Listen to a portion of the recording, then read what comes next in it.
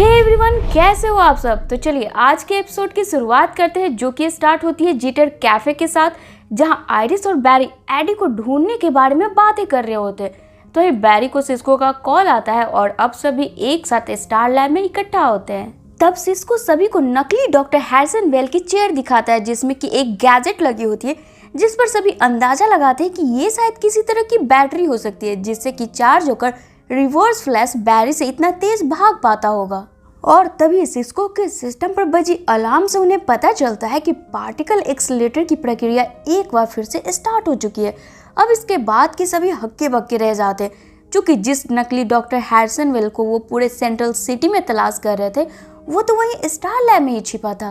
और फ्रेंड्स, पिछले वीडियो में हमने जो गैजेट डॉक्टर हैरिसन वेल को बनाते देखा था, वो यही पार्टिकल एक्सीलरेटर को स्टार्ट करने वाली डिवाइस थी। अब जैसे ही उन्हें इस बात की खबर मिलती है, डिटेक्टिव जोए, बैरी और सिस्को उसे ढूंढने निकल पड़ते हैं, जहां सिस्को अपने साथ अपना जूस भी लेकर आता है, क्योंकि जब भी रिवर्स फ्लैश किसी लिक्विड पदार्थ के आसपास होता है, वो स्लो मोशन में ऊपर जाने लगती है, जैसे कि हमने फर्स्ट एपिसोड में बैरी के एक्वेरियम में देखा था। फिर पिछले एपिसोड में सिस्को के जूस के साथ भी यही हुआ था।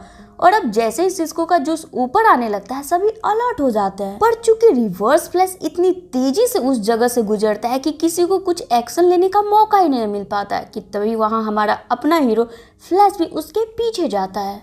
तो ये रिवर्स फ्लैश जाते जाते सवाना को जेल से आजाद कर देता है। और अब सवाना अपने टेलीपोर्ट वाली शक्तियों का इस्तेमाल कर सिस्को और डिटेक्टिव जोए को वहीं पे लॉक कर देती है, और फिर कैथलीन के पीछे जाकर उस पर हमला करती है। तभी एन वक्त पर आकर आयरिस सवाना के सिर पर मारकर उसे बेहोश कर देती है, जिसके बाद कि वापस से सवाना को लॉक कर दिया जाता है।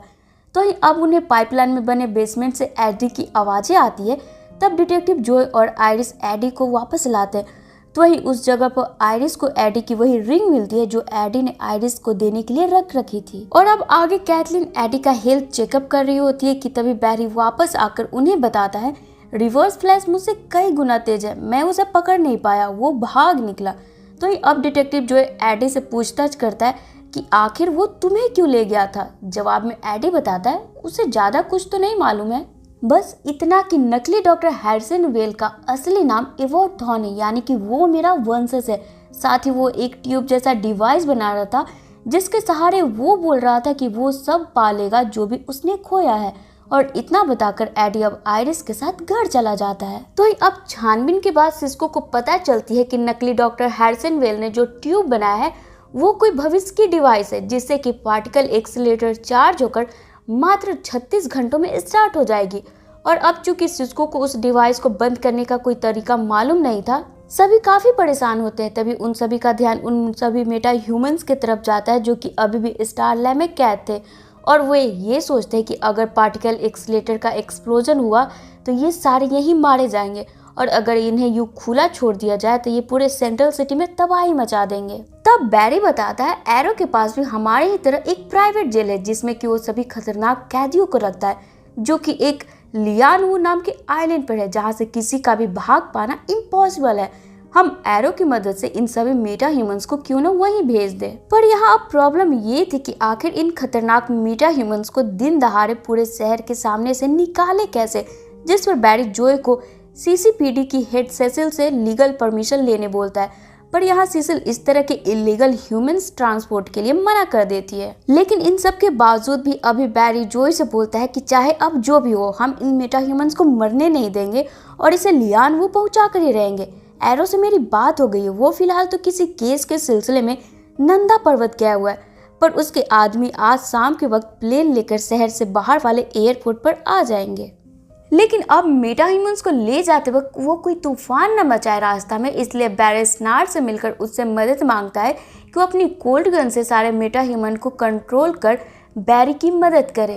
तो यहाँ चूंकि स्नार्ड बहुत ही शातिर था, वो बैरी का साथ देने के लिए तैयार हो जाता है। पर बदले में बैरी को स्नार्ड के खिलाफ जो भी ऑनलाइन और ऑफलाइन सबूत सीसीपीडी में रिकॉर्ड है, उन्हें खत्म करना होगा, जिस पर बैरी भी मान जाता है और अपने सुपर स्पीड से फ्लैश बनकर स्नार्ड के खिलाफ जो भी सबूत मौजूद थी उन सभी को मिटा देता है। तो अब आगे की सीन में हम एडी को देख पाते हैं, जो कि नकली डॉक्टर हैरिसन वेल के द्वारा दिखाए फ्यूचर वाली पेपर कटिंग पर लिखे आयरिस एलिन की बात से काफी परेशान होता है और अब आयरिस को इग्नोर करने लगता है।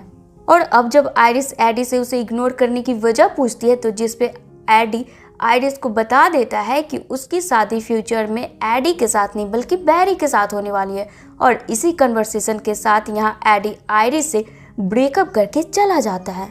तो वहीं दूसरी तरफ अब सभी मेटा ह्यूमंस को स्टार लैब से शिफ्ट करने के लिए तैयार होते हैं, जिसके लिए सबसे पहले सभी मेटा ह्यूमंस को बेहोश करके एक बड़ी ट्रक में डाल दिया जाता है। साथ ही उस ट्रक में सिस्को अपना जलवा दिखाते हुए उस ट्रक के अंदर एनर्जी टेम्पर पावर को इतना बढ़ा कर रखा होता है कि जिससे कि उससे निकल रहे पल्स के कारण जब तक कि सभी मेटा ह्यूमंस उस ट्रक में रहेंगे उनकी शक्तियां भी काम नहीं करेंगी। अब आगे प्लान के मुताबिक ट्रक अपनी मंजिल की तरफ बढ़ने लगती है। तो वहीं जब उन मेटा ह्यूमंस की आंख खुलती है उन्हें समझ में आ जाता है कि उन्हें कहीं दूसरी जगह शिफ्ट किया जा रहा है और वे सभी गुस्सा में आपस में ही लड़ पड़ते हैं। और अब ट्रक अपनी मंजिल यानी एयरपोर्ट पर पहुंच जाती है कि तभी ट्रक में अचानक कुछ गड़बड़ी होने लगती है, जिससे कि ट्रक के अंदर बनाए एनर्जी शील्ड बंद हो जाती है और जिसका नतीजा ये होता है कि अब सभी मेटा ह्यूमंस की शक्तियां काम करने लगती है और वे सभी गुस्साए ट्रक के दरवाजे को तोड़कर बाहर निकलते हैं।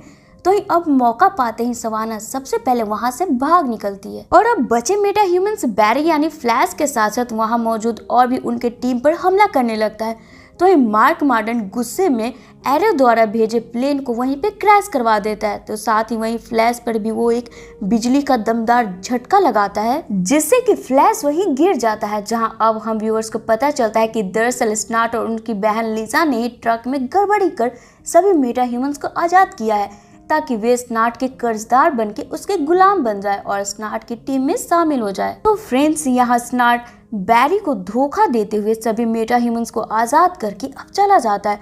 तो ही कुछ देर बाद अब हम सभी को स्टार लैब में देख पाते हैं, जहां अपनी नाकामी के लिए बैरी उदास अकेला बैठा होता है। तब डिटेक्टिव जोय आकर बैरी को समझाता है कि स्नार्ट पर भरोसा करने से बैरी लूजर नहीं बना है, बल्कि बैरी ने तो साबित किया है कि वो रियल लाइफ हीरो है जो लोगों की जान बचाने के लिए अपनी जान तक की परवाह नहीं करता है। अब आगे के सीन में सिस्को बताता है कि पार्टिकल एक्सीलरेटर चार्ज हो चुका है। इसका मतलब कि अब कुछ ही क्षणों में पार्टिकल एक्सीलरेटर स्टार्ट हो जाएगी कि तभी हम देखते हैं नकली डॉक्टर हैरिसन वेल खुलेआम स्टार लैब की बाउंड्री में आता है, जिसे देखते हुए नकली doctor Harrison well full confident में बोलता है, तुम्हें ऐसी गलतफहमी क्यों है बैरी कि तुम मुझे हरा सकते हो।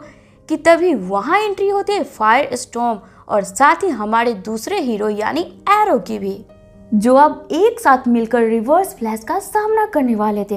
तो फ्रेंड्स, अब शुरू होती है यहाँ सीजन 1 की सबसे दिलचस्प युद्ध, जिसके शुरुआत के कुछ क्षणों में तो रिवर्स फ्लैश अकेला ही सब पे भारी पड़ता है, जहां मौका मिलते ही सबसे पहले एरो उसे नैनाइट केमिकल लगी तीर मारता है, जिससे कि पहले तो रिवर्स फ्लैश की गति धीमी हो सके, जिस पर कि गुस्साया रिवर्स फ्लैश अब सबको छोड़कर एरो की ही कुटाई करना शुरू कर देता है, जिसे अपना फ्लैश आकर रोकता है और उसी क्रम में फायर स्टॉर्म अपनी आग के गोले से रिवर्स फ्लैश पर हमला करता है, जिससे कि रिवर्स फ्लैश वहीं की एक ऊंची बिल्डिंग से डायरेक्ट नीचे पार्क की गई एक कार पर आकर गिरता है कि तभी बड़े ही फुर्तीले तरीके से एरो उस पर बेहोश होने वाली तीर मारता है और अब फाइनली जाकर यहाँ रिवर्स फ्लैश बेहोश होकर वही जमीन पर गिर जाता है। तो ही अब एपिसोड के आखिर में एरो और फायर स्टॉर्म बैरी से अलविदा लेकर चला जाता है और ये एपिसोड यहीं पे खत्म हो जाती है। तो फ्रेंड्स, इसी के साथ ये है सीजन 1 का सेकंड लास्ट एपिसोड, यानी कि कल आने वाला एपिसोड सीजन 1 का आखिरी एपिसोड होने वाला है।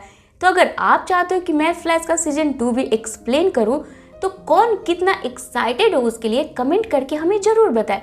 साथ ही अगर आपको हमारा वीडियो पसंद आता है तो इसे लाइक जरूर कर ले और मेरे चैनल को ऑल बेल नोटिफिकेशन के साथ सब्सक्राइब करना बिल्कुल न भूले। तो चलिए फिर मिलते हैं अपने नेक्स्ट वीडियो में। Till then take care and bye bye.